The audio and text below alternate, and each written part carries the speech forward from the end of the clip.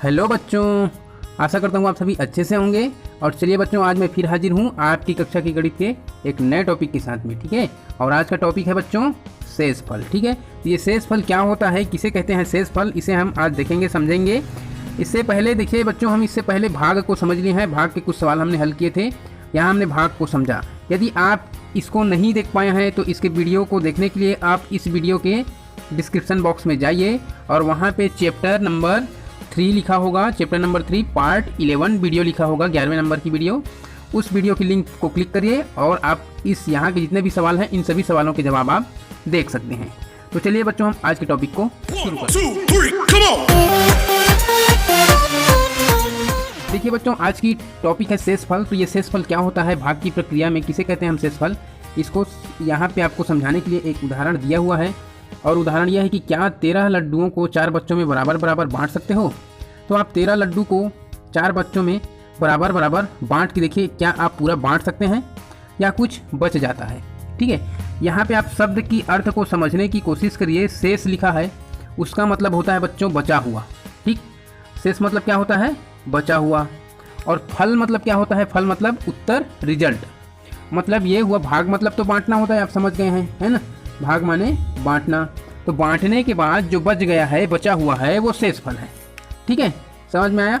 तो बांटने के बाद या भाग करने के बाद जो बचा हुआ है वो शेषफल है। तो चलिए हम इसे इस लड्डू के उदाहरण से समझने की कोशिश करते हैं।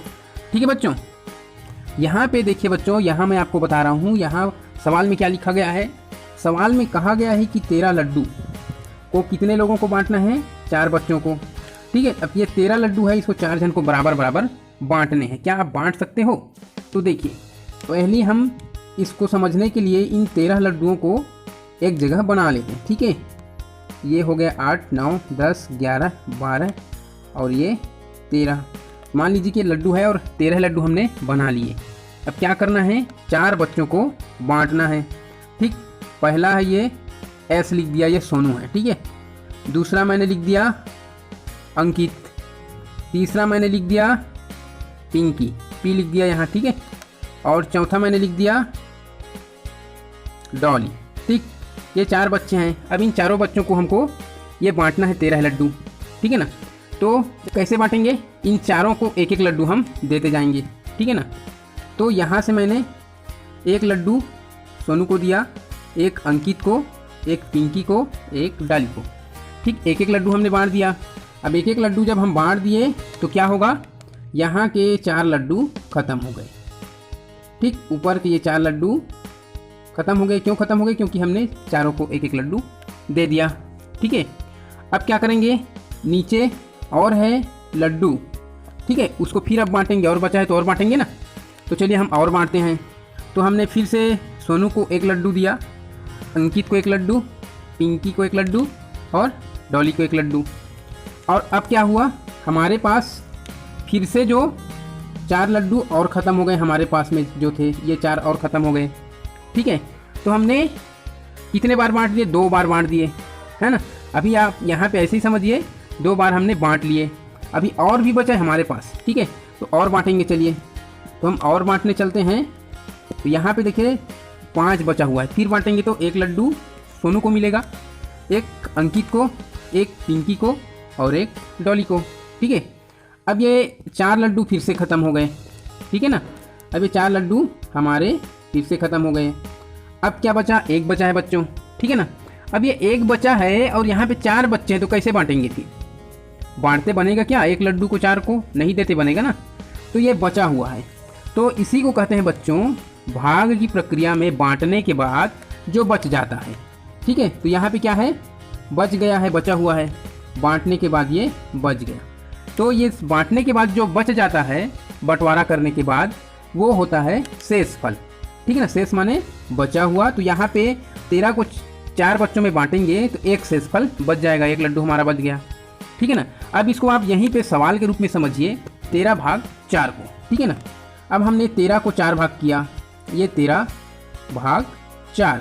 भाग 4 क्यों कर रहे हैं, क्योंकि 4 बच्चों में बांटे हैं। ठीक है, इसलिए 4 भाग कर रहे हैं। तो पहले देखिए बच्चों, हमने पहले एक बार सभी को दिया तो 4 लड्डू हमारा ऊपर का समाप्त हो गया था, है ना। तो इसी को कहते हैं 4 एकम 4। तो 4 समाप्त हो गए इसमें से, तो कितना बच जाएगा? 13 में से 4 खत्म हो गया तो 9 बच जाएगा, है ना। फिर हमने एक बार बांटा, ये 4 एकम 4। अब 9 में से 4 फिर खत्म हो जाएगा तो कितने बच जाएंगे? 5 बच जाएंगे। ठीक, अब यहाँ पे मैं लिख देता हूँ इस 5 को। अब 5 में से फिर हमने बांटा, तो फिर एक बार हम बांटेंगे, फिर बांट के एक बार, तो फिर 4 खत्म हो गए तो कितना बचा? 1। और एक जो बचा है बच्चों वो यहाँ पे है, देखिए यहाँ पे। ठीक, एक जो बचा है ये, है ना।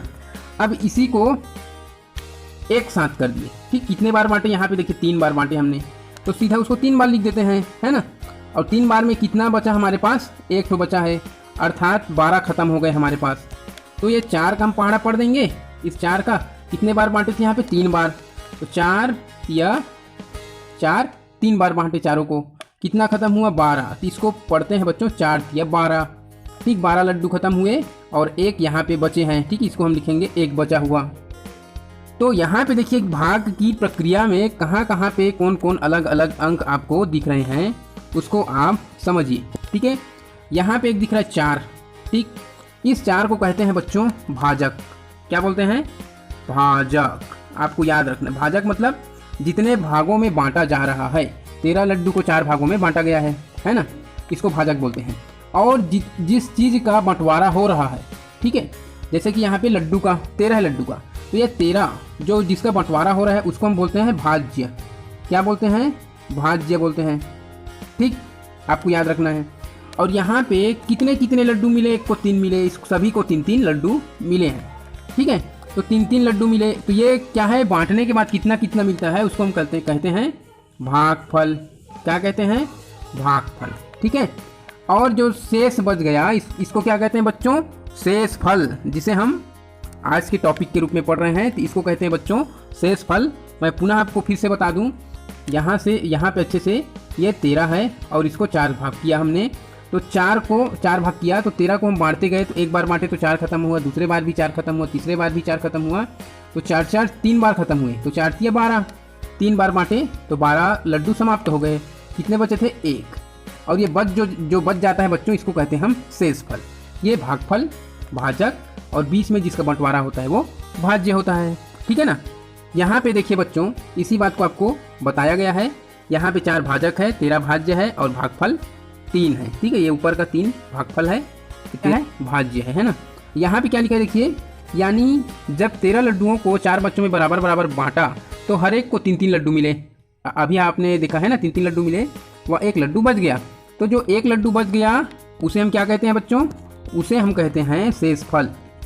ठीक, इस बचे 1 को शेष फल कहते हैं। तो आप समझ गए होंगे कि शेष फल क्या होता है। ठीक है बच्चों, तो शॉर्टकट में कहें तो बंटवारा करने के बाद जो बच जाता है, जिसे बांटते नहीं बनता, उसे हम शेष फल कहते हैं। ठीक है बच्चों, तो आज की वीडियो में बस इतना ही। आप वीडियो से बने रहे, इसके लिए आपको थैंक यू सो मच। और अगली वीडियो में हम मिलेंगे एक नया टॉपिक के साथ में। तो आज के लिए बस इतना ही।